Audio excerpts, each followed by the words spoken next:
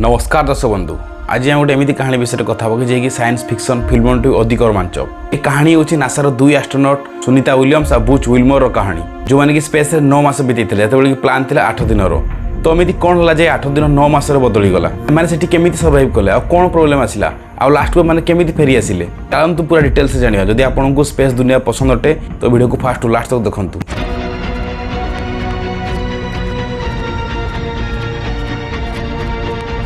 Sunita Williams और Buch Wilmer अनुभवी astronaut अटंती।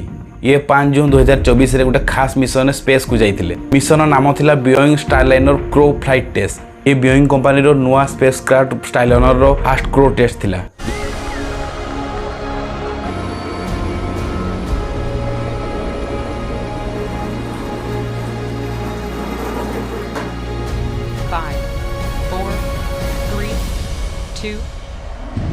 Ignition and liftoff of Starliner at Atlas V.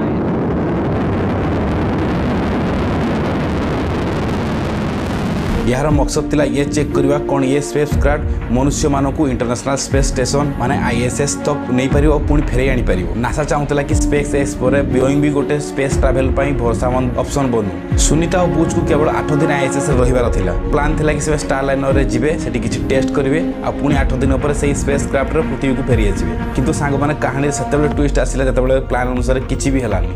जेतेबेले 6 जून को सुनीता और बुच आईएसएस रे पहुंचले सेतेबेले सब किछि ठीक थिला किंतु जल्दी ही स्टारलाइनर स्पेस क्राफ्ट रे टेक्निकल प्रॉब्लम देखिया को मिलिला। सबुठु बड़ प्रॉब्लम थिला हीलियम लीक आ थ्रस्टर फेल्योर। हीलियम गोटे एमिति गैस जे कि स्पेस क्राफ्ट रो इंजन को ठीक प्रेशर देबार हेल्प करे किंतु स्टारलाइनर रे बहुत जगह हीलियम लीक होतिला। यह थ्रस्टर जे कि स्पेस क्राफ्ट को कंट्रोल करे से भी ठीक से काम कर नासा और बोइंग रो इंजीनियर को ठीक करने चेष्टा कले किंतु प्रॉब्लम एते बड़ थिला जे से डिसाइड कले कि सुनीता और बुच को स्टारलाइनर रो आनिबा सेफ्टी हेबोनी। सेप्टेम्बर 2024 रे स्टारलाइनर को बिना क्रू रे पृथ्वी को रिटर्न कर दिया गला। And that action you're seeing on your screen, forward heat shield and drugs out. Really interesting view of this coming down. Now back to a view from the से new Mexico रे land करे आ सुनीता और Buch ISS रे रही जांती।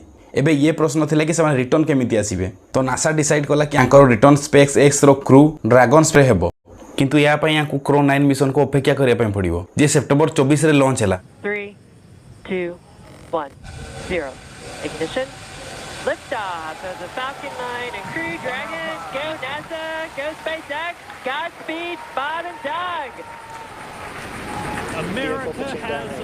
ए mission में 2टी seat खाली रखा जाइतिला ताकि सुनीता और बुच को रिटर्न आनी हेबो किंतु क्रो 9 रो रिटर्न मार्च 2025 को स्थिर करागला और एथि पई आकर 8 दिन रो मिशन 9 मास परिणत होई गला। एबे एटी सबुठ बड़ प्रश्न कि सुनीता और बुच 9 मास जाय स्पेस रे केमिति रहिले। सांग माने आईएसएस गुटे एमिति स्टेशन जोटा स्पेस रे लोक माने रहिबा पई बना हिची। एठारे लाइफ सपोर्ट सिस्टम अछि जे कि ऑक्सीजन पानी एवं खाद्य प्रदान करंती।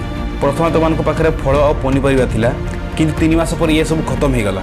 या पर से फ्रिज डाइट और पैकेट फूड खाइले जेमिति कि पिज्जा रोस्ट चिकन और सीप कॉकटेल। प्रत्येक दिन एस्ट्रोनॉट को लगभग 3.8 पाउंड खाद्य मिलुतिला। नासार टीम याकर कैलोरीज को मॉनिटर करथिले ताकि याकर देह ठीक रहू। आईएसएस रे पानी पे गोटे खास सिस्टम होछि जोटी कि एस्ट्रोनॉट रो झाड़ और यूरिन को रिसाइकल करिकि पीवा पानी बना जाए। आसो 30 गैलन टांकी थिला जोटा कि याकर पई काफी थिला। एबे इंपोर्टेंट हल ऑक्सीजन। आईएसएस रो हवारो कार्बन डाइऑक्साइड को हटाए आ ऑक्सीजन सप्लाई करे। रेगुलर कार्गो मिशन सप्लाई आसुथाय। ये दुई जण सोइबा टाइम रे स्लीपिंग बैग रे थिले ता कांथरो छातो रे लगा हिथाय कारण सेठी ग्रेविटी नाही। Like a little phone booth, but it's pretty comfy. I've got a sleeping bag right here that we sleep in, so we don't have sort of like a little bit of a cover. We don't fly all over the place. But you can sleep in any orientation. I have it sleeping, feeling like I'm standing up right now, but like you saw, I'm on the floor, but it doesn't matter. एमाने सेठी scientific experiment कले जेमिति stem cell research plant growth studies आ space walk भी कले। सुनीता महिला मानक पई सबुठु अधिक स्पेस वॉक रो रिकॉर्ड मध्ये बनैले 68 घंटा 6 मिनिट। ये सब ऊपर आखिर 17 मार्च 2025 को क्रो 9 मिशन आईएसएस रु बाहरे। एथिरे सुनीता बुच को सहित नासा रो इक हग आ रूसिया रो अलेक्जेंडर भी मध्ये थिले। स्पेस एक्स रो क्रो ड्रैगन स्पेस क्राफ्ट रो 17 घंटा यात्रा परे 18 मार्च को गल्फ ऑफ मेक्सिको रे स्प्लैश डाउन करे। लैंडिंग संध्या 5:57 हुए। या जदि हम इंडिया टाइम रे देखा जिवो 19 मार्च सकाळ 3:27 रे हुए। रिटर्न आसिया परे हमको स्टेचर रे निया गला। Remember here that is none other than Sunny Williams.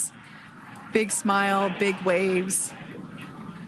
She like her once again some कारण 9 मास तक माइक्रोग्राविटी रहिबा जोगु बॉडी कमजोर हो जाए। एबे ये नासार जॉनसन स्पेस सेंटर रे 45 दिन रुहंती। तो सामान्य ये थिला सुनीता बुच करो 9 मासर स्पेस यात्रा कहानी। गोटे 8 दिन मिशन जहाँ टेक्निकल प्रोब्लेम 286 दिन हो गला।